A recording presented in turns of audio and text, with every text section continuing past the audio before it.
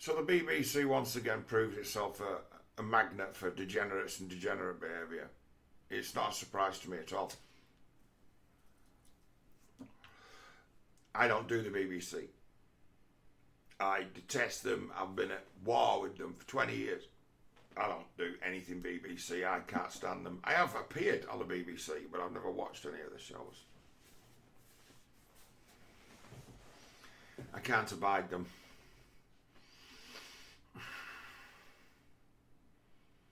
So, we know this story going round, don't we now, as to who does this. My first thought was, when I got wind of this story, it's a few days old now, was, I hope it's Jeremy Vine. And I was, joking. Just throw away like, hey, I hope it's Jeremy Vine. Prove me right about that cunt. And just be having a laugh. And not the only one who thought that, but many weren't joking, were they?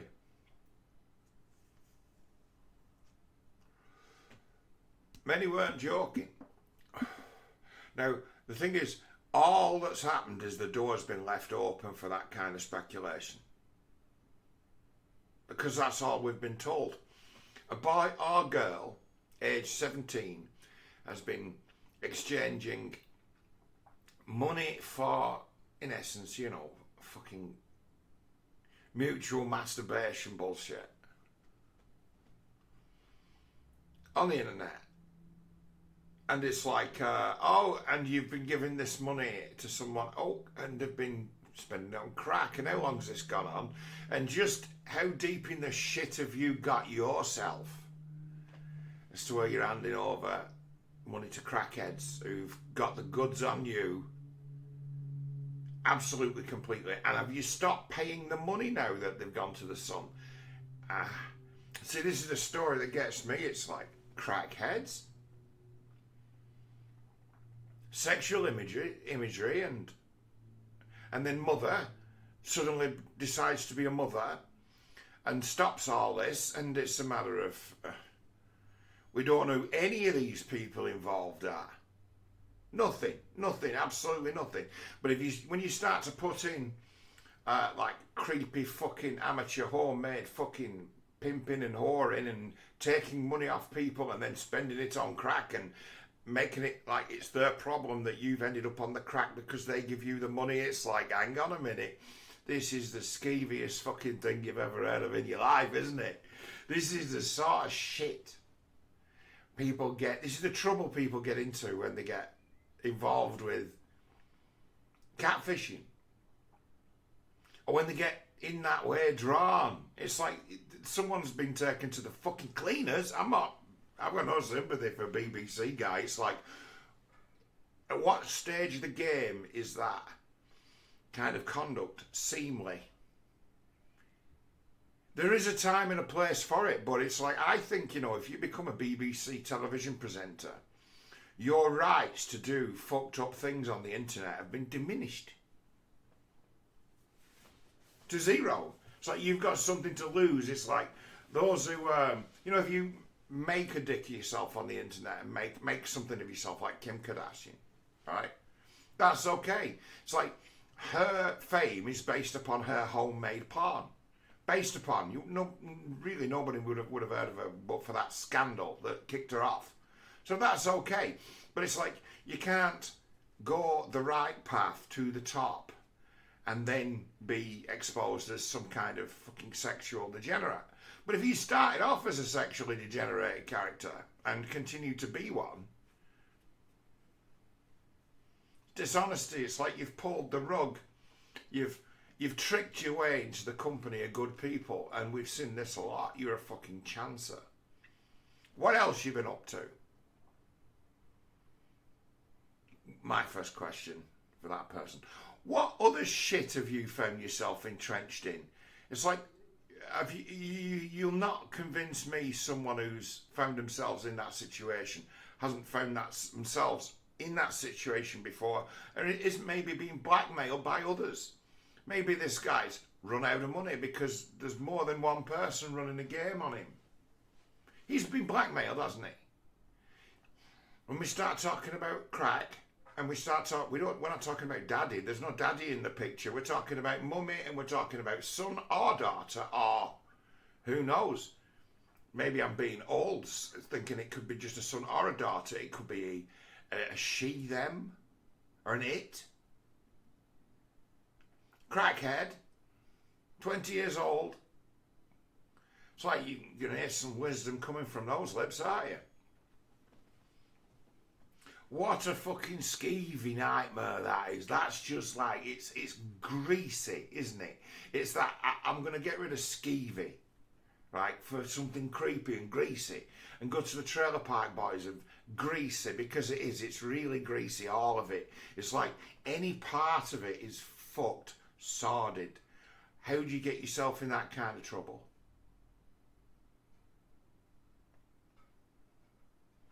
We're getting one side of a story here that no matter if it's just completely biased crap, right? This is the beauty of this little scandal.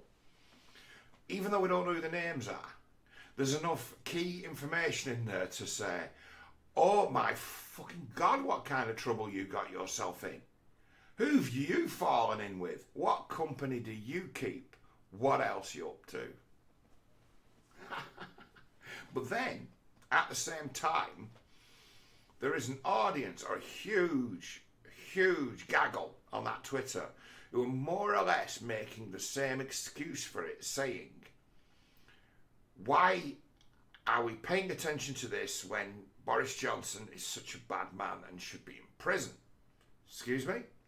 Yes, someone's dug up some story that Boris Johnson's apparently in some kind of contempt of court over one of these kangaroo things they've been doing. This show trial they've had of him for their own benefit.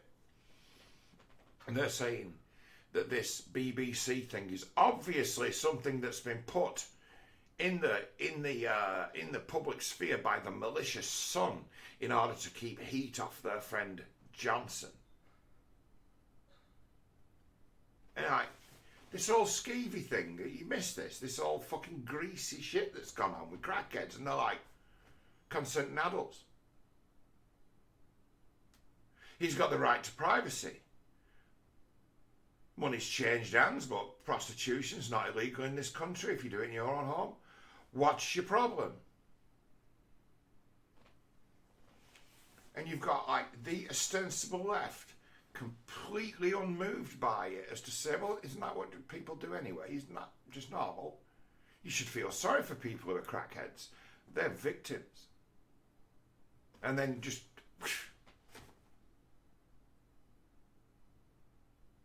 He probably felt sorry for them. One thing led to another. And take his agency away, or her agency away, because we don't know if it's a woman yet.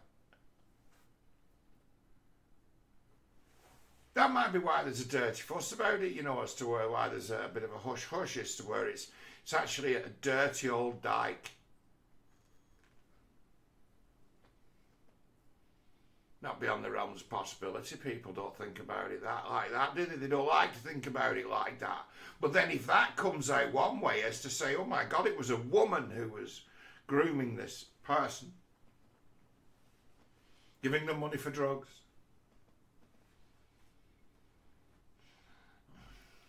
And then there'll be, this is an attack on the LGBTQ movement. This is how we operate. What's wrong with that? They're consenting adults. What's between one person and another is completely private. So it's like, in a funny way, this little scandal has, in the smallest amount of information they've put out there, is almost exploitative in that it opened itself up to speculation at the same time as giving enough information for it to be extremely greasy. It's like, you couldn't have done a better job if you tried of creating a media fuss over this. So the size of the fuss, is the size of the fuss going to actually, you know, have a reflection on the size of the whale when they drag it out of the sea? Or is this just going to be one of these things that, hey, we don't talk about that because they can do that? Stories can disappear. That story of that woman who was missing for days and days and days, well, I made a video about it, to say she's been missing for weeks. until there's a body, we don't know anything. I made a video about it, and suddenly there's a body. It's like, there you go, there's Indie story, there's a body now. Now you know something. The person's dead.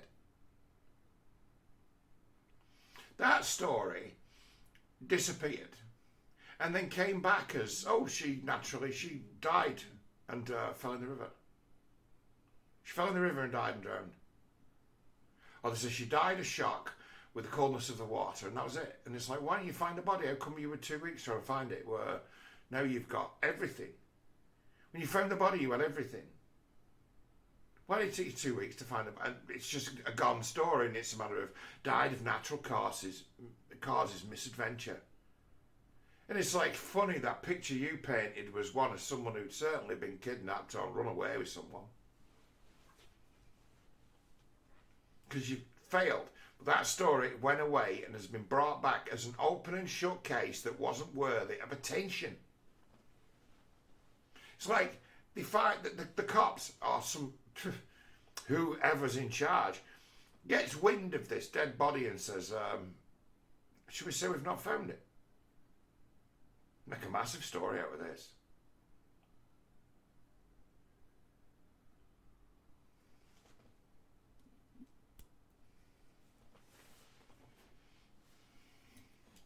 Sick thinking, isn't it? It's along the same lines of just throwing up enough grease, making a few associations, and then just saying to the social media world, so do you think it is?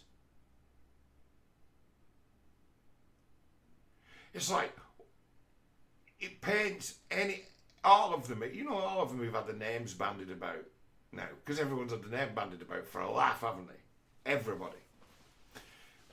What a light that is to shine on someone that they're that fucking greasy. It's like, that's Hunter Biden level of shit, isn't it? That's where at the end it's a matter of, turned out we're Hunter Biden, what?